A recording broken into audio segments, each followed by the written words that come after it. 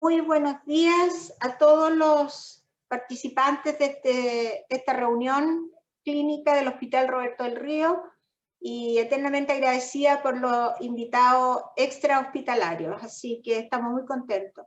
Hoy día el tema es interesantísimo. Va a presentar nuestra infectóloga y jefa del Departamento de Epidemiología del Roberto del Río. Ella es la doctora Fernanda Cofré, que ha tenido un papel importantísimo en todo lo que es el manejo del COVID desde el año pasado hasta ahora. Y en esta oportunidad se alejó un poco del COVID y nos va a hablar de la vacunación de hepatitis B en el personal de salud. Es un agrado, Fernanda, tenerte y poder escucharte. Así que cuando quieras puedes comenzar, siempre y cuando estén todos los micrófonos apagados, y para no interrumpir a la Fernanda, y las preguntas se hacen vía chat. Al final de la presentación, como maestra de escena, la doctora Mijovilovich va a leer todas las preguntas que hayan surgido después de la presentación de Fernanda. Adelante, Fernanda. Muchas gracias. Gracias, doctora. Bueno, la idea de presentar esto es porque efectivamente es un tema desconocido para los clínicos y para los que hacemos pediatría más, porque la hepatitis B no es tema en pediatría, ¿cierto? Pero desde el punto de vista sanitario sigue siendo una cosa que nosotros como personal de salud tenemos que conocer allá de los pacientes que tienen hepatitis B como riesgo asociado a una exposición laboral. ¿Ya? Y en ese contexto está un poco perfilada la presentación. Entonces vamos a hablar una cosa muy mínima o muy somera o muy concreta de hepatitis B para contextualizar. ¿Cuáles son las estrategias de prevención, cierto? ¿Qué pasa con la vacuna? Esto que uno siempre ha escuchado, que hay unos respondedores o no respondedores, y qué pasa si yo tengo exposición de alto riesgo o no, en función de si fui respondedor o no respondedor a la vacuna, si es que la recibí. El tema de los accidentes cortopunzantes, ¿cierto? Y qué hace uno con un trabajador que pudiera eventualmente tener hepatitis B. ¿Ya? La hepatitis B está definida como una enfermedad de un problema de salud pública a nivel mundial. Se supone que 200 millones de personas alguna vez han estado infectadas, de esos varios han hecho infección aguda y se han recuperado, pero por lo menos hay 850 millones de personas infectadas crónicamente. Y de esos 65 millones en algún momento van a fallecer por complicaciones asociadas a la infección crónica, básicamente cirrosis hepática, ¿cierto? Y carcinoma hepatocelular. Y a nivel global, si uno hiciera un tamizaje serológico, se estima que un 30% de la población mundial tiene evidencias serológicas de alguna vez haber estado en contacto con el virus y haber presentado seroconversión. ¿Cuáles son las vías de transmisión? Las clásicas, ¿cierto? La infección vertical. Aquí es súper importante recalcar que la infección vertical tiene que ver con el paso del canal del parto, no es la infección prenatal, es rara, es muy escasa, y la infección postnatal desaparece en la medida que uno hace vacunación universal del recién nacido. Por lo tanto, cuando hablamos de infección vertical, básicamente estamos hablando de un hijo, una mamá de hepatitis B, sin tratamiento o sin control, en su paso del canal del parto. La infección por contacto sexual, básicamente por el virus que está en el semen, ¿cierto? O en la sangre, ¿cierto? Y infección por vía parenteral, sangre propiamente tal, donde además se amplían los grupos de riesgo a los usuarios de drogas endovenosos, los accidentes por cortopunzante, que es lo que nos convoca más frecuentemente en salud, y a través de productos sanguíneos contaminados o trasplantes de órganos sólidos. Y esto básicamente es para mostrarles, porque todos siempre tenemos en la cabeza el VIH, ¿ya? El VIH, que el riesgo, que el cortopunzante, la hepatitis B es 100 veces más transmisible que el VIH. Contagiarse de VIH a través de un accidente cortopunzante es una rareza. Sin embargo, de hepatitis B o de hepatitis C es mucho más probable y mucho más frecuente, y a uno de esos se le olvida. ¿Cuál es la evolución natural de la enfermedad, cierto? Tiene un periodo de incubación de 40 a 160 días, en promedio 2-3 meses, por lo tanto no siempre está el antecedente directo de la exposición a una fuente conocida o de una conducta de riesgo asociada a una fuente probable, ¿cierto? Y en general es una infección que pasa asintomática del punto de vista clínico. Solo un 30% de los adultos pueden hacer hepatitis o ictericia, que es el principal motivo de consulta, y un 0,1, un 0,5, una falla hepática fulminante que finalmente se traduce en muchas veces necesidad de trasplante o asistencia, ¿ya? Y del punto de vista viral y serológico, cuando aparecen los anticuerpos antiantígenos superficie de hepatitis B en sangre, yo ya puedo decir que me recuperé de la infección aguda, y eso habitualmente, ven, aquí está en el fondo, aquí está los antígenos superficie, ¿cierto?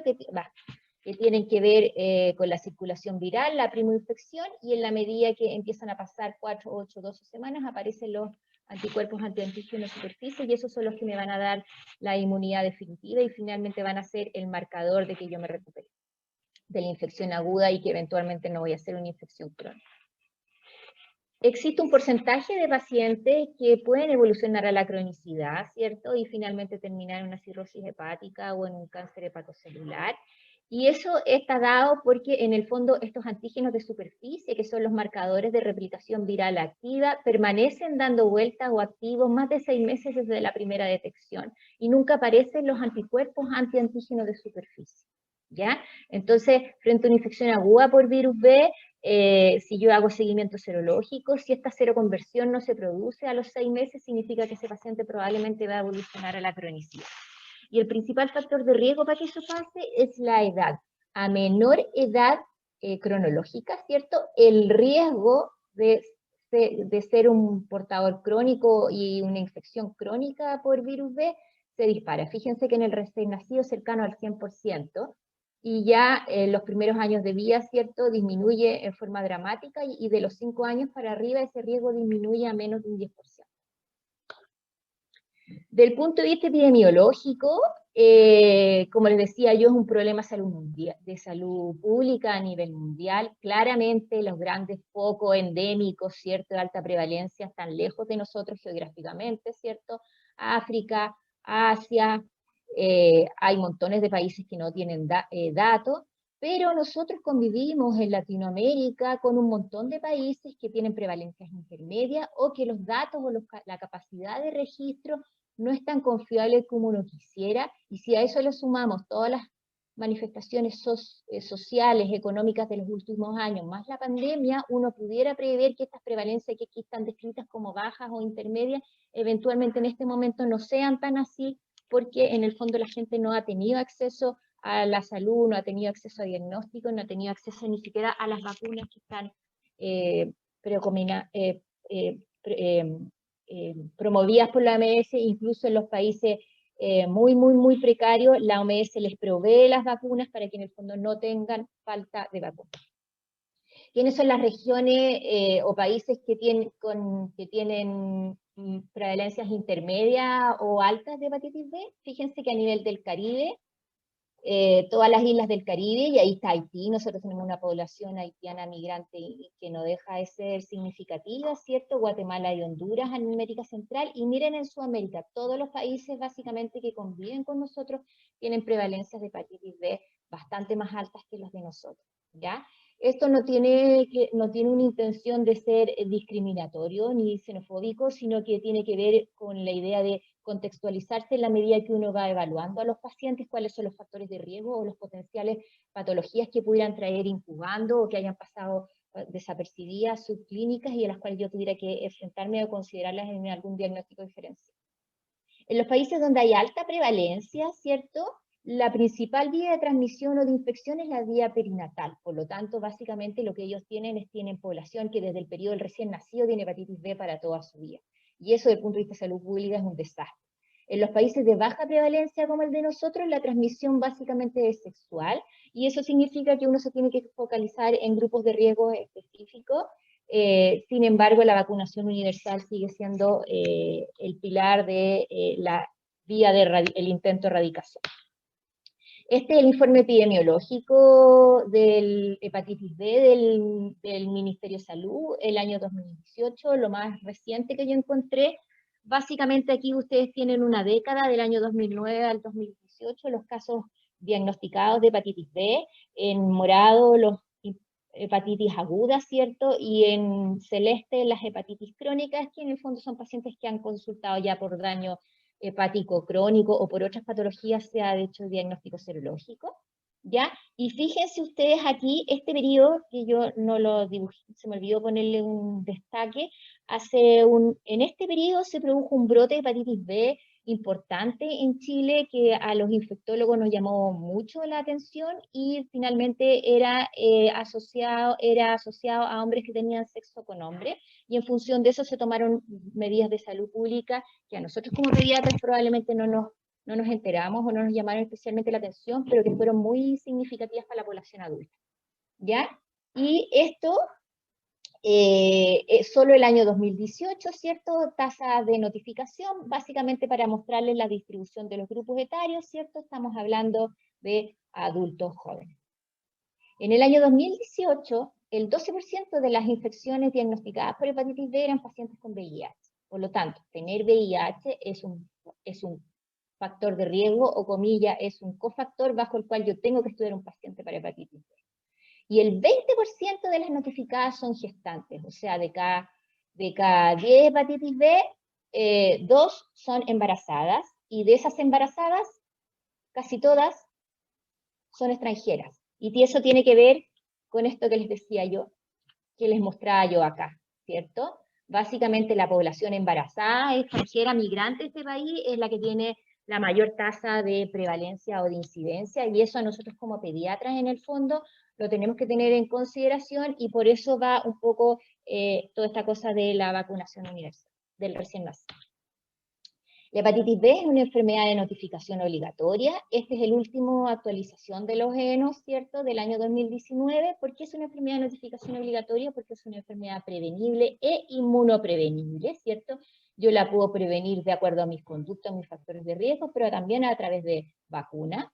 Tiene una carga de enfermedad que es muy significativa, que deteriora en forma importante la calidad de vida y de muerte, y desde el punto de vista del Estado es de alto costo. Afecta a población activa, económicamente activa, y hoy en día existe disponibilidad de tratamiento antiviral efectivo en el control de la enfermedad, no así necesariamente en la erradicación, pero sí en el control de la enfermedad, cosa de que no progrese, o que eventualmente esas personas puedan ser funcionalmente activas y tengan una mejor calidad de vida, ¿ya? Y es una enfermedad de notificación diaria, una vez que está hecha la confirmación serológica. La confirmación serológica se hace a través del ISP, ¿ya? Por lo tanto, uno tiene que esperar que llegue la confirmación del ISP para hacer el delegado de epidemiología o el responsable de epidemiología hacer la confirmación. Desde el punto de vista preventivo, existen dos grandes estrategias de prevención, ¿cierto? La prevención desde la transmisión de personas infectadas, cuando yo tengo una persona que yo sé que está infectada en el fondo, o yo identifico infectado, y en el fondo tener precauciones para que esos fluidos o el contacto de esa persona con otros no generen nuevos infectados. Entonces ahí están los tamizajes, ¿cierto?, de los bancos de sangre, de los órganos o tejidos que yo voy a trasplantar, y están las precauciones estándar en la atención de salud de los pacientes con hepatitis B, que debiéramos usar todo el personal de salud, pero de repente se nos olvida. Ahora con la pandemia esto nos ha jugado a favor porque la gente es mucho más consciente y más activa en las precauciones estándar, ¿cierto? Y existen en países más modernos, si uno quisiera decir, o más progresistas que el nuestro, programas de educación y uso adecuado de jeringas y o preservativos en pacientes virus B. Eso significa no solo el uso adecuado, sino que repartir condones o repartir jeringas para los usuarios de drogas endovenosas, cosa que no se compartan y que se usen bien, ¿ya? Y por supuesto que la inducción de inmunidad en personas no infectadas a través de tamizaje y vacunación de poblaciones de alto riesgo, y la vacunación universal al recién nacido que estamos implementando en Chile desde el año 2019. ¿Quiénes tienen indicación de vacunación a priori para hepatitis B? Todos los recién nacidos, ¿ya? Todos los niños y adolescentes que no se alcanzaron a vacunar en el periodo recién nacido porque no les tocó como programa, y adultos de alto riesgo. Se fijan, aquí están los hombres que tienen sexo con hombres, las personas que tienen múltiples parejas sexuales, los usuarios de drogas endovenosos, los pacientes en hemodiálisis, los pacientes institucionalizados, y eso pueden ser instituciones de salud, pero también pueden ser lugares penitenciarios, ¿cierto? Trabajadores de salud, y aquí dice trabajadores de salud pública, ¿ya? Y esposas, parejas sexuales o convivientes de personas que viven con hepatitis. Entonces llegamos finalmente a la vacuna. La vacuna es una vacuna que está disponible desde los años 80, se ha ido modernizando, pero básicamente es una vacuna que está hecha con DNA recombinante, en un esquema de 3 dosis, y a priori se supone que la vacuna da protección de por vida. O sea, yo me vacuno con mi esquema primario y con eso en teoría quedo libre, ¿ya? Es una vacuna que es súper segura y como está hecha con DNA recombinante no existe la opción de hacer enfermedad por vacuna. ¿Cómo yo mido la eficacia de la vacuna? Midiendo los anticuerpos antígeno superficie de hepatitis B, y está estandarizado desde el punto de vista de la ciencia, ¿cierto? Que si yo tengo más de 10.000 unidades por ml de anticuerpos antígeno superficie B, me considero cero protegido, ¿cierto? Con una protección adecuada. Y esta eficacia es de 95% en lactantes, niños y adultos jóvenes, menos del 90% en adultos mayores de 40, más del 75%, o sea, 75% en mayores de 60. Entonces, a menor edad tengo más riesgo de tener hepatitis B crónica, pero a menor edad también tengo mucho más eficacia o mucho más seguridad de que si me vacuno, efectivamente no voy a hacer una infección crónica. ¿Se entiende? ¿Cuáles son las vacunas? Aquí yo hice un trabajo de búsqueda activa. ¿Cuáles son las vacunas? Distintas presentaciones que existen en Chile, ¿ya? Porque dependiendo del escenario clínico, efectivamente, o del vacunatorio, efectivamente, qué es lo que uno va a tener como disponible. Esta, EUSVAC pediátrica, es la que se está usando para la vacunación universal del recién nacido, ¿ya? Y después la Exacim o la Infanrix Exa es la que se está usando para el esquema primario de 246 del PNI en los menores de 18 meses. El resto de las alternativas están disponibles en los laboratorios, ¿cierto? Tienen distintas indicaciones o distintos esquemas de uso y van a depender un poco en qué escenario clínico el que yo la estoy indicando. Y se fijan ustedes que existen esquemas además abreviados o esquemas con refuerzos especiales, dependiendo si estoy haciendo, por ejemplo, una profilaxis preexposición a un evento de riesgo, por ejemplo, un paciente que va a entrar a diálisis, ¿cierto? En que yo necesito rápidamente, no tengo 6 meses para esperar que se lo convierta y efectivamente meterlo a la diálisis, ¿cierto? Entonces existen algunos esquemas que son acelerados, se llaman, que permiten en el fondo apurar esa cero conversión para darle seguridad al paciente.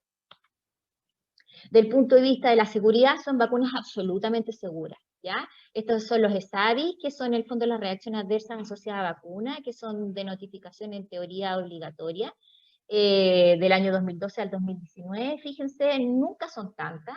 Entonces, a manera conceptual, las vacunas son seguras, ¿sí? Pero dentro de todas las vacunas que están disponibles en el país, en el PNI o extra PNI, la vacuna de la hepatitis B es la que tiene menos notificaciones en casi una década, menos de 100 notificaciones. O sea, es una vacuna absolutamente segura. ¿Cuál es la recomendación? La recomendación de la OMS es la vacunación universal al recién nacido, ¿cierto? Ya vimos que los recién nacidos son el grupo de mayor susceptibilidad de evolucionar a la enfermedad crónica, pero que desde el punto de vista de la vacuna es la estrategia más eficiente, ¿sí? Desde los años 90 ya existen recomendaciones de vacunación universal al recién nacido, al mes de vida, se han ido ajustando dependiendo de las estrategias de salud pública de cada país, ¿cierto? De la disponibilidad presupuestaria y también en virtud de que se ha ido viendo que es más seguro, se han ido incorporando niños más prematuros. Pero cuando uno hace, esta es la recomendación teórica, pero cuando uno hace una auditoría a nivel en qué están los países, ¿cierto? Solo el 11, al año 2015, ¿cierto? Solo el 11% de las mamás con virus B positiva, solo el 11% de sus recién nacidos efectivamente reciben la vacuna al parto. La mitad de los países tienen implementado un esquema de vacunación universal al recién nacido, independiente de que las mamás sean seropositivas o seronegativas, y el 95% de los países tienen implementado la vacuna hepatitis B en su programa nacional de inmunizaciones, pero no necesariamente en el recién nacido. Y este es el grupo más al que uno debiera apuntar en forma más dirigida, y claramente eso significa reperfilar las estrategias de salud pública. Básicamente, para mostrarles en el fondo, ¿cierto? Al año 2019, los países que tienen 3 dosis de hepatitis B en sus poblaciones, ¿cierto? Entonces aquí aparece Chile, más del 90% de la población en Chile que está vacunada con hepatitis B tiene sus 3 dosis, eso es excelente, pero volvemos a lo mismo que hablábamos recién, nuestros vecinos, ¿cierto? tienen unas coberturas de vacunación que no son las óptimas o las deseables para efectivamente asegurar una erradicación. Y sobre esto la pandemia y los estallidos sociales probablemente ya en este momento tampoco sea tan válido. Y eso se refleja muy bien acá, ¿cierto? Esto, tercera dosis de hepatitis B a nivel mundial, esto está hecho por continentes, ¿cierto? El morado es América, que no está separado en América del Norte y América del Sur, pero es América, ¿cierto? Del año 90 al año 2019. Fíjense cómo en la medida que se implementa la estrategia de vacunación universal o incorporación en los programas nacionales de inmunizaciones, se disparan las coberturas, pero ya del año 2016-2017 empiezan a caer de nuevo las coberturas, ¿ya? Entonces, en el fondo, si bien aquí pudiéramos, desde el punto de vista teórico, tener implementados buenos programas, en la práctica, el porcentaje de la población que está recibiendo la vacuna como corresponde, no, aquí llega como al 80%, ¿no? En Chile, ¿cómo ha sido el programa, cierto? Desde el año 2005 se incorporó al PNI en esquema de 2, 4, 6 meses. Si bien existía la recomendación antigua de incorporarlos del recién nacido por motivos prácticos y dado que éramos un país de baja endemia, primero se incorporó en el esquema tradicional para no desordenar o no complejizar el PNI básico. Después se incorporó el booster a los 18 meses y del año 2010 están considerados como candidatos o indicación de vacuna hepatitis B, grupos de riesgos específicos, dentro de los cuales están los funcionarios del área de la salud, pacientes en enfermedad renal crónica, prediálisis, VIH, trabajadores sexuales, pacientes que tienen infección por virus C o hemofílico. El año 2018 se modifica este esquema primario, en vez de dar una dosis a la pentavalente, ponerle además una extra de hepatitis B, ¿cierto? Se incorpora en esquema de vacuna hexavalente, y el año 2019 empezamos con la vacunación universal del recién nacido. Y esto es lo que estaba configurado o esto es como estaba diseñado en Chile la estrategia de vacunación del recién nacido, ¿cierto? Una primera etapa, a partir del primer trimestre del año 2019, vacuna hepatitis B universal al recién nacido dentro de las primeras 24 horas de vida, independiente de la edad gestacional, independiente del peso. Cualquier niño que nacía, básicamente en la atención inmediata, vacunas de hepatitis B. Y si eventualmente ese niño, esto considera que si el niño eventualmente está inestable clínicamente, que del punto de vista técnico inicialmente fue un poco vago, pero básicamente tiene que ver con un paciente con compromiso hemodinámico, que hay que hacer la asistencia ventilatoria en la reanimación en el recién nacido. Uno tiene un periodo hasta de 7 días para vacunarlo y considerarlo vacunado como dentro del esquema del recién nacido. Y por supuesto que los hijos de mamás seropositivas, además hay que ponerles inmunoglobulina endovenosa. Está proyectado para el año 2020 y para el año 2021 mantener la vacuna de hepatitis universal las primeras 24 horas, pero empezar a hacer tamizaje activo en las embarazadas, cosa de alguna manera migrar desde una vacuna de hepatitis universal al recién nacido, generalizada, a asociarle a eso un screening universal de las embarazadas, entonces que efectivamente los hijos de mamás positivas no se queden quedando fuera y que efectivamente reciban su inmunoglobulina junto con su hepatitis dentro de las primeras 24 horas. Pero ¿qué pasó? Llegó la pandemia, se comió los recursos y se comió todas las programaciones, por lo tanto en este momento seguimos en esta primera etapa, que es vacunación universal al recién nacido, y la verdad es que no ha habido ningún problema con la vacuna, funciona regio. Existen, desde el punto de vista de la vacuna, algunos grupos o algunos pacientes que se consideran no respondedores. Yo les dije que en el fondo uno buscaba títulos de cero, o se consideraba cero protegido la persona que tenía anticuerpos antiantígenos superficie mayor o igual a 10.000 unidades por ml, ¿cierto? Pero existen algunas personas que sí efectivamente se vacunaron y se vacunaron de forma adecuada, como corresponde, los tiempos, etcétera, y cuando uno les mide niveles de anticuerpos, están mucho más bajos. Y se supone que un 5 o un 10% de los adultos serían no respondedores. ¿Cuáles son los factores de riesgo para no responder a la vacuna? Ser de sexo masculino, tener más de 40 años, ser fumador, un IMC alto, que siendo bien honesta con ustedes, no encontré yo una definición de alto, ¿ya? Y tener alguna inmunosupresión asociada a VIH, insuficiencia renal crónica o de otro. ¿Cuál es la interpretación clínica? Si cualquier persona, cierto, inmunocompetente, me mido los anticuerpos antígenos superficie de hepatitis B y están bajos, ¿cierto? Si yo me vacuné antes del año de vida y tengo niveles bajos, puedo recibir un booster de una dosis, y de esas personas que reciben el booster, hasta el 97% van a lograr niveles adecuados. Y si yo me vacuné después del año, porque no me tocó en forma programática y en otro contexto me vacuné, ¿cierto? Y me pongo un booster de una dosis, la verdad es que la respuesta esperada desde el punto de vista serológico es igual. Por lo tanto, los inmunocompetentes que tienen niveles bajos y reciben un booster de una dosis, y con eso responden, se consideran protegidos de por vida y no necesitan nuevas mediciones ni un nuevo booster.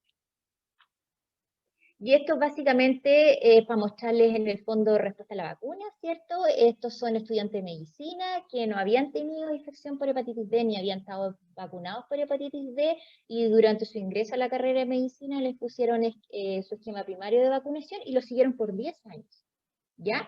Y del punto de vista serológico les hicieron mediciones serológicas seriadas, por lo menos una vez al año, y hicieron curvas, ¿cierto? Aquí están los low, son los que en el fondo títulos bajos o no protectores, los high, los que tienen títulos sobre 100, y los very high, los extremadamente altos, y cómo van cayendo los títulos en el tiempo. Y lo que se ve es que efectivamente existe, desde el punto de vista fisiológico, una caída de los títulos de anticuerpos antiantígenos superficie de hepatitis B, pero que los pacientes que inicialmente tenían títulos bajos, la verdad es que esos en la práctica no logran alcanzar inmunidad a largo plazo. Así que, por lo tanto, después de un esquema primario, si yo de entrada tengo títulos bajos, lo más probable es que esa inmunidad no sea efectiva. Y eso es la inmunidad del punto de vista inmunológico, ¿cierto? Los que tenían mejor respuesta inmune tenían mejor cantidad de células de memoria y estas proteínas que tienen que ver con el inflamasoma, con la respuesta inflamatoria. Ahora, el personal de salud en particular tiene un riesgo específico o adicional o extra inherente a sus funciones, ¿ya? De ser infectado por enfermedades transmitidas por sangre durante sus actividades laborales, sea hepatitis B, sea hepatitis C, sea cualquier cosa, porque en el fondo ustedes tienen que considerar siempre que uno, cuando atiende a un paciente, el paciente no trae un cartel, tengo esto o tengo esto. A veces sí, pero no siempre, ¿ya? Y uno tiene exposición directa a materiales biológicos, a fluidos de los pacientes a través de la piel, a lesiones mucosas o accidentes cortopunzantes con material contaminado. Y para eso se usan las precauciones estándar. Y los que hacemos IAS, ¿qué es lo que hacemos todo el día? Precauciones estándar. Lávese las manos, use guantes, use antiparra o lo que corresponda según el tipo de atención clínica que usted está haciendo, ¿cierto? Las precauciones estándar se usan para todos los pacientes dentro y fuera del hospital, independiente del diagnóstico del estado infeccioso, y como les decía yo, incluyen la higiene de manos, el uso de guantes cuando uno va a hacer procedimientos, las mascarillas y antiparras cuando hay riesgo de aerosolización o de salpicadura, y la prevención de accidentes cortopunzantes. ¿Quiénes tienen indicación de vacunación extra o adicional o especialmente vacunarse por riesgo ocupacional? Por supuesto que los trabajadores de salud, pero también los trabajadores de laboratorio, la gente que trabaja en residencias prolongadas o en instituciones de pacientes con discapacidad, ¿cierto? Y eventualmente, como les decía yo, grupos ocupacionales de alto riesgo en relación a funerarias, embalsamadores o gendarmería. Y está súper demostrado que si uno vacuna en forma universal al personal de salud y a eso le asocia las precauciones estándar, miren cómo cae la infección por virus B ocupacional en el año, en Estados Unidos entre el año 83 y el año 2010. O sea, virtualmente desaparece. Si uno se vacuna y usa bien sus EPP, el riesgo, si bien yo les dije, es 100 veces mayor que el VIH, en el fondo, bien usadas las medidas de prevención, el riesgo virtualmente es cero. Como yo, entonces, existe la alternativa, ¿cierto? Yo, persona normal o persona de salud, ¿cierto? De medirme los anticuerpos, para saber si en el fondo yo quiero saber si estoy protegido o no estoy protegido desde el punto de vista serológico, ¿cierto? Entonces, ¿en quiénes se recomienda a priori hacerse estudio de anticuerpos antiantígenos superficies B? Existen dos momentos o dos grupos, ¿cierto? Pre-vacuna, ¿cierto? Antes de vacunarme, para saber en qué condiciones me estoy vacunando, y post-vacuna para ver si respondía a la vacuna. El tamizaje pre-vacuna, la verdad es que el concepto general es que no es un requisito para nadie. ¿Por qué? Porque en el fondo, si yo ya tuve la infección natural o ya estuve vacunado, si yo me revacuno, no pasa nada. No hay aumento de reacciones adversas, ni se pudiera complicar mi enfermedad de base. Por lo tanto, de ese punto de vista, perder tiempo, energía y recursos en hacerse un tamizaje antes de decidir si me voy a vacunar por primera vez no es costo efectivo. ¿Ya? Y por otro lado, no es tan fácil llegar y medirse anticuerpos, no está disponible de fácil acceso a los laboratorios, no es un examen barato, no está codificado en FONASA, por lo tanto hay que pagarlo particular. Por lo tanto, no debiera ser un requisito para que yo me vacune. La indicación, en el fondo, la gente debiera vacunarse por grupo de riesgo o por indicación a priori, sí o sí, independiente que tenga o no tenga tamizaje o estudio de anticuerpos prevacuna. Y después está el estudio de anticuerpos post-vacuna, que no está indicado de forma rutinaria para niños, adolescentes y adultos sanos. ¿Ya? Yo ya les dije ya que se asume que con mis 3 dosis, mi esquema primario, tengo inmunidad de por vida garantizada. Pero sí está recomendado para grupos en los que el manejo clínico va a depender de su estatus serológico, por ejemplo, pacientes inmunosuprimidos, o que yo les voy a someter a algún procedimiento, etcétera, y entonces tengo que ajustar infecciones latentes, o tengo que hacer controles de optimizar las medidas preventivas de eventuales nuevas infecciones que lo pudieran poner en riesgo, ¿cierto? Se hace habitualmente 1 o 2 meses por administración del esquema completo, y por supuesto que está recomendado para el personal de salud con esquema de vacunación completo previo al inicio de sus funciones. Ahora quiero dejar súper claro que esto es una recomendación técnica, no significa que esté implementado desde el punto de vista administrativo. Esta es la recomendación teórica, esto es lo que uno debiera aspirar o lo que a uno le gustaría. ¿Ya?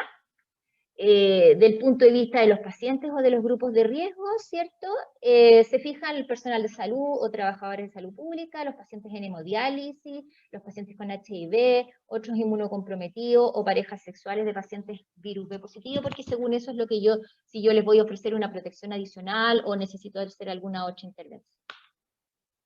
¿Cómo uno debiera manejar al personal de salud antes de exponerse, ¿cierto?, en forma primaria a los pacientes, en que yo no tengo estudios serológicos previos, y en el fondo es la situación que estamos la mayoría de nosotros, ¿cierto?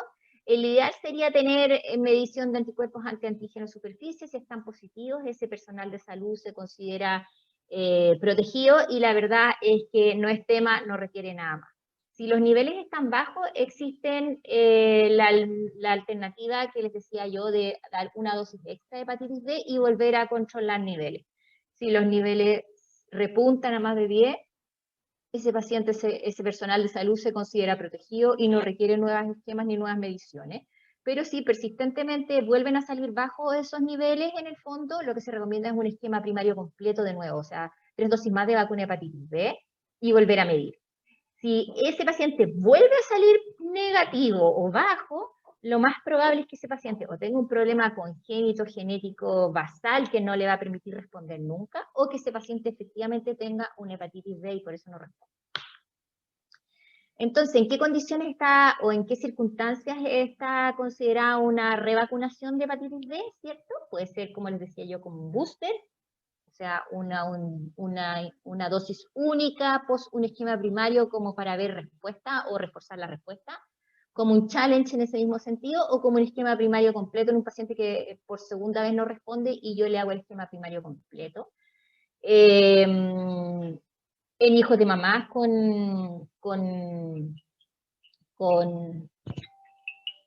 en hijos de mamás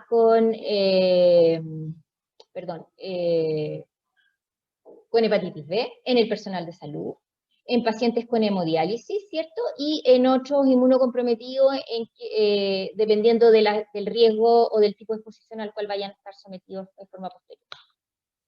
Si aún el paciente no responde, ¿cierto? Aquí está lo que les decía yo, ¿cierto? Los no respondedores, en la mitad responden a una dosis inicial de vacuna por virus B, y hasta un 100% responden a una revacunación con un esquema de 3 dosis. Por lo tanto, si después nunca responden, o son no respondedores primarios, o tienen una infección por virus B, y ahí entra por otro camino el manejo. En relación a los accidentes cortopunzantes, que es la principal vía de exposición de nosotros como personal de salud, ¿dónde se producen los accidentes cortopunzantes? Básicamente se producen en la habitación del paciente, las enfermeras, ¿cierto? y en el pabellón o el lugar quirúrgico, ahí donde se concentran más los de los doctores. ¿Y en qué tipo de accidentes cortopunzantes son los más frecuentes? La recapsulación de agujas y jeringas, ¿cierto? O el aseo de superficie después de un procedimiento quirúrgico donde quedan efectivamente todos los fluidos ahí expuestos. ¿Qué dice la guía clínica del Ministerio de Hepatitis B? ¿Cierto? Frente a un accidente cortopunzante, si yo tengo la fuente, por supuesto, solicitar antígeno superficie de hepatitis B a la fuente del accidentado, además estudiar VIH y hepatitis C. Si el antígeno superficie está negativo, hágale un control serológico al expuesto, ¿cierto? Y si está positivo, vea si está vacunado o no está vacunado y manéjelo en función de eso. Si no está vacunado, tiene que recibir inmunoglobulina como profilaxis primaria y además vacunar, ¿cierto? Y si está vacunado, mida la latitud de los anticuerpos y según los títulos, vea si requiere refuerzos, inmunoglobulinas, etc. Este es el flujograma local, sin fuente identificada y con fuente identificada, básicamente lavar la zona con abundante agua, ¿cierto? Avisar a la jefatura, notificación y irse a la mutual. Y en caso de que haya una fuente identificada, sobre eso se asocia una muestra al paciente fuente, ¿cierto? Con consentimiento informado y derivación a la mutual. Una vez que yo ya me expuse, ¿cierto? Del punto de vista del manejo mismo del paciente, es súper importante saber el estatus serológico o vaccinal del personal de salud, ¿cierto? Y del paciente. Y en función de si el personal de salud está vacunado o no está vacunado, si el paciente es seropositivo o seronegativo, y si yo eventualmente dispusiera de los títulos de anticuerpos protectores de ese personal de salud, es finalmente lo que les decía yo, si le va a corresponder vacuna o inmunoglobulina o alguna otra cosa extra. Y está súper demostrado que es mucho más costo efectivo, es más barato del punto de vista de salud pública hacer tamizaje post-vacunación primaria del personal de salud que manejar un accidente cortopunzante en personal de salud con una fuente desconocida o hepatitis B, por todo lo que implica desde el punto de vista de las inmunoglobulinas, de los esquemas extra de vacunas, de los controles, de los seguimientos serológicos, etcétera. Así que como medida de salud pública, uno debiera aspirar a esto, pero insisto, esto desde el punto de vista teórico no está implementado, no solo no acá, sino que en la mayoría de los países cuando empiezan a auditar, la verdad es que existe la recomendación, pero no es una obligatoriedad. ¿Y qué hacer con un trabajador de salud con virus B positivo? La verdad es que el trabajador de salud, si tiene bien controlada su enfermedad y si usa bien sus EPP, la verdad es que no tiene restricciones para cumplir su función. No se recomiendan restricciones debido al bajo riesgo de transmisión, se fijan con el buen y adecuado uso universal de precauciones estándar. Pero todo esto pasa porque el paciente en el fondo tenga un buen control de la enfermedad y una buena adherencia a la enfermedad. Y aquí básicamente es lo mismo, pero guías comparativas, el CDC, la CHEA, que es en el fondo la Sociedad Americana de Control de Infecciones, las guías europeas y las guías australianas, frente a trabajadores de salud con virus B positivo, ¿cierto? Se hace el screening universal, si vacunarlo, monitorizarlo. En el fondo uno como institución de salud tiene que hacerse cargo también de que ese paciente se mantenga con buena adherencia y buen control de la enfermedad para que no sea un riesgo para la institución y bajo esa premisa puede cumplir todas las funciones para las cuales está destinado. ¿Qué dice la guía del MinSal? La guía del MinSal es del 2010, no existen guías más nuevas. Estas son guías clínicas, no es una norma técnica, por lo tanto sigue siendo, insisto, una recomendación, pero dice que la clave de la prevención es la vacunación que está disponible desde el año 81. Lo ideal es mantener coberturas a mayor al 85 en el personal de salud, o sea, en el hospital más del 85% de la gente uno le gustaría que estuviera vacunada contra hepatitis B y debiera estar indicada al momento del ingreso a las carreras de la salud.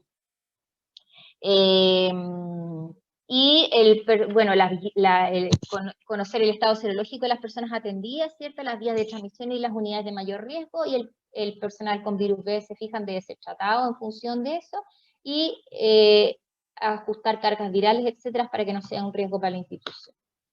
¿Qué datos tenemos en el Hospital Roberto del Río? La verdad es que no tengo datos más nuevos.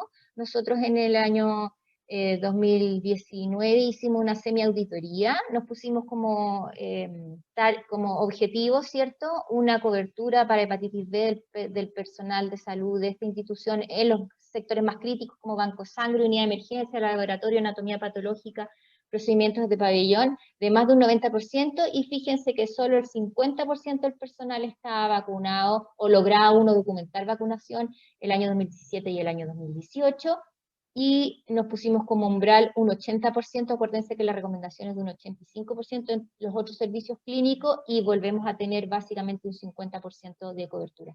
Esto tiene varias explicaciones, porque acuérdense que el RNI famoso, que es donde está el Registro Nacional de Inmunizaciones, está vigente solo desde el año 2011, por lo tanto los que nos vacunamos antes del año 2011 eventualmente no estamos ingresados en el RNI, y por otro lado, cuando el personal de salud se vacuna en sus centros formadores, con cierta frecuencia, o no es raro, no queden registrados en el RNI, pese así haberlo hecho en forma adecuada, porque ellos, como son instituciones formadoras y no son instituciones de salud propiamente tal, no tienen acceso a hacer ese registro. Entonces pudiera ser que esto sea un poco mayor, pero siempre se ha asumido que igual es bajo lo deseado. ¿Cuáles son los mensajes entonces? La hepatitis B sigue siendo un problema de salud pública mundial. Pese a ser nuestro país zona de baja endemia, la situación epidemiológica no es homogénea en Latinoamérica, y eso lo tenemos que tener en consideración en función de los pacientes que estamos atendiendo. La vacunación universal en el recién nacido debiera ser solución eficiente y segura a largo plazo. Las poblaciones adultas que somos nosotros, ¿cierto? Todavía no tenemos inmunoprotección generalizada, por lo tanto uno en forma activa debe pedir o buscar la inmunización, sobre todo en grupos de riesgo específicos, y es deseable y recomendable la vacunación de grupos específicos de riesgo como trabajadores de salud por riesgo de contagio, pero también por riesgo de transmisión a los pacientes que estamos atendiendo. Eso, muchas gracias.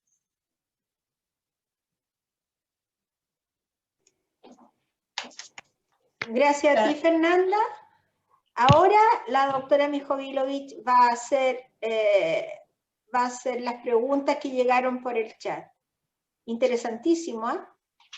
Sí, te voy a contar como anécdota. ¿Ya?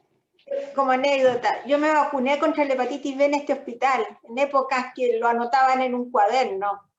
Y para la primera acreditación no tenían claro cuántas dosis había recibido yo.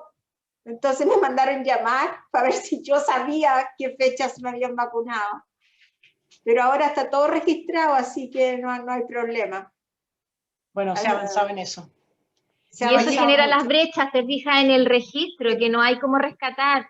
Yo me vacuné en un estudio cuando estaban probando la Twinrix, y eso no existe en ninguna parte.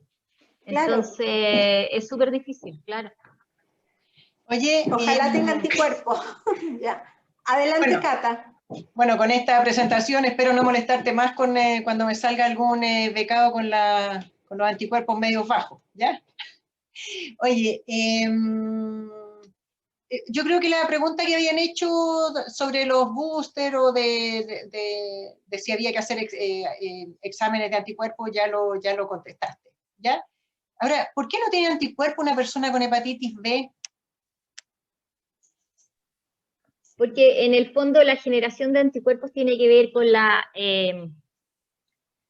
Mira, es súper difícil la biología del virus B y cómo en relación a los distintos componentes del virus se van montando los distintos cosas serológicas que uno puede ir midiendo. Tú puedes ir midiendo partes del núcleo, partes de la cápsula del virus vivo, etc. Es súper complejo, la verdad. Y es una cosa que uno que no lo maneja en forma habitual, de hecho los manejan los gastros, ni siquiera los infectólogos, tiene que revisar todas las veces, ¿ya? Pero existe toda una cosa que tiene que ver un poco con la capacidad de respuesta inmune y de inmunotolerancia, entonces se transforma esto en una infección crónica latente y no terminas de erradicar, y eso no te permite generar anticuerpos neutralizantes efectivos, que son lo que finalmente uno mide como anticuerpos antiantígeno de superficie, que es lo que te asegura inmunidad. ¿Se entiende, no? Sí, algo. Es que no es tan fácil, porque también hay una parte de esto que no está muy claro porque es una observación. Claro. y tiene que ver con las características del virus y del hospedero, pero ¿por qué en uno se produce esa dinámica y en otro no está tan claro? Ya, ok. Oye, acá preguntan si al personal que ingresa le solicitan respaldo de vacunación, carné o certificado, o si no tiene cómo acreditar vacunación, ¿cómo proceden? Lo que corresponde es que parte de los requisitos, así como a uno le piden la radiografía tórax para la tuberculosis, eventualmente un papá Nicolau, qué sé yo, lo que corresponde es que la gente traiga su carnet y debiera ser un requisito para entrar a trabajar. Y hoy en día, bueno, hemos tenido algunos gaps en la cosa del vacunatorio por cambios en el personal, ¿cierto? Pero lo que corresponde es que la gente documente su estatus de vacunación al ingresar. Ahora, yo no quiero ser mala onda, pero eso es lo que dice la guía o eso es lo que dice la teoría, pero cuando uno va a pedir vacunas para personal de salud, te dicen que no están contempladas en las vacunas de los PNI. Entonces se genera esa dualidad que es deseable, que es un indicador de calidad de la institución, pero desde el punto de vista sanitario no te proveen ni las vacunas ni la capacidad de medir anticuerpos, y entonces queda un poco en la responsabilidad individual de cada uno qué es lo que hace. Ya. Oye, y yo no sé si hay enfermeras acá en la reunión, pero yo quería preguntar si ya hay algún guante como para usar realmente guantes cuando toman las muestras de sangre. Porque yo vi en Estados Unidos que se rompían la yema del dedo, aquí la parte de acá nomás, como para poder sentir las venas. Pero acá yo no he visto eso. Es que eso está prohibido desde el punto de vista de la bioseguridad. Claro, Yo sé pero que tampoco... lo hacen para facilitar el auto, pero eso está prohibido desde el punto de vista de la bioseguridad. Ya, pero ¿ustedes ven o miden o supervisan que las enfermeras realmente usen guantes para tomar las muestras de sangre? O sea, efectivamente existen pautas de supervisión que tienen que ver dependiendo de la unidad y dependiendo del contexto, pero en el fondo las jefaturas hacen pautas de supervisión así como hacen de lavado de mano o de eso de PP. Tú puedes hacer pautas de supervisión de uso de precauciones estándar o universal, etcétera. Y ese ítem está contemplado, ¿no? Se hace en forma rutinaria, pero con cierta periodicidad uno la puede hacer un poco para evaluar cómo van los procesos. ¿Y Pero cómo van después los procesos? cuando tú vas a los accidentes cortopunzantes, pasan por eso, porque la gente no ha usado los guantes como corresponde, o no los ha usado de frente. Ya, sí, bueno. Después dice, para aquellas personas que comienzan el esquema de vacunación antes de ingresar a práctica, ¿después de cuál dosis ya se pueden recibir en el hospital? Lo que pasa es que el esquema primario son 3 dosis, ¿ya? Que 012 o 016. Entonces, en realidad son 2-3 meses si tú quisieras. Si tú lo estás haciendo en el contexto de una educación en salud, eso se cumple mientras haces el ramo, digamos, no es tema. Entonces, cuando llegas a la práctica ya tienes puestas las vacunas. Claro, sí, acá en general los alumnos vienen con sus 3 dosis, la mayoría. Sí, ponen como en tercero. Sí, los becados también, es como un requisito, ¿ya? A ver, ¿alguien quiere hacer alguna pregunta? ¿A viva voz?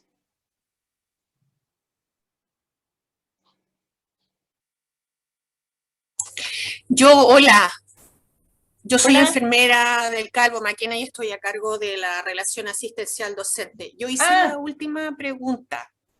Si es que hay algunos alumnos de algunas carreras, por ejemplo, psicología, química y farmacia, bioquímica, que no son inmunizados. Recién ahora están instalando la cultura. Nosotros estamos aceptando después de la segunda dosis.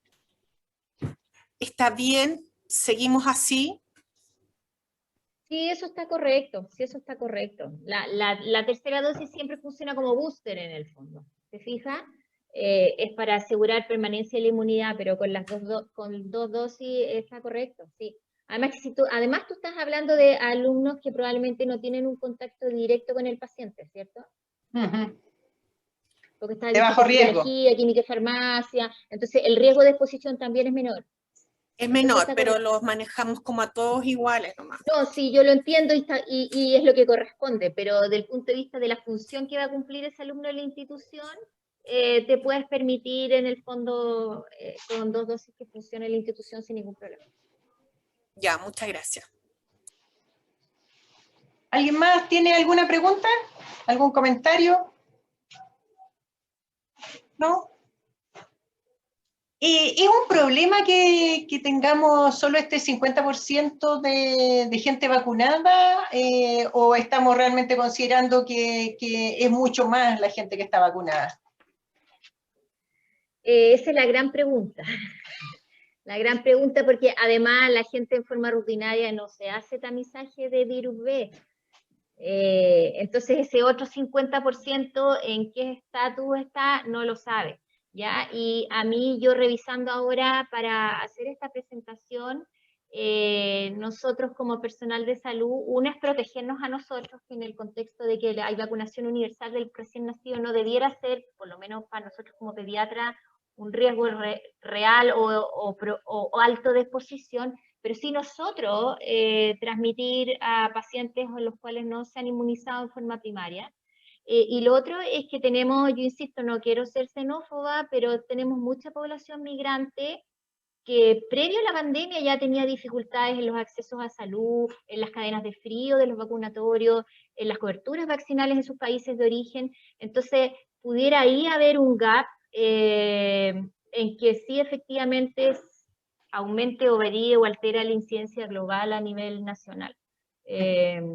Entonces, por eso a uno le gustaría que efectivamente estuvieran más protegidos. Si tú me decías a mí, yo le tomaría serología a todo el mundo y zanjaría la discusión, pero eso es inviable desde el punto de vista económico. Pero tal vez podría ser una muestra de los que no aparecen como vacunados, ¿o no? Pudiera ser, pero te digo de nuevo, no tiene código FONASA particular. Ah, ya. Entonces, eso en lucas son hartas lucas, sí. Pero tal vez la Lorena Tapia, que está por ahí, de virología, nos pudiera ayudar, ¿no, Lorena?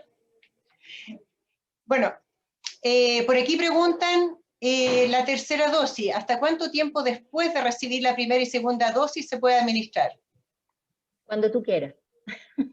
Siempre es mejor, aunque sea 2 o 3 años después, que no recibirla. Así que, ya, no es necesario volver a poner las 3 dosis. No, no. Ya. Si se te olvidó y te acordaste 2 años después, te sirve igual. Ok. ¿Alguien tiene alguna pregunta o algún comentario? ¿No? Bueno, de todas maneras la reunión la grabamos.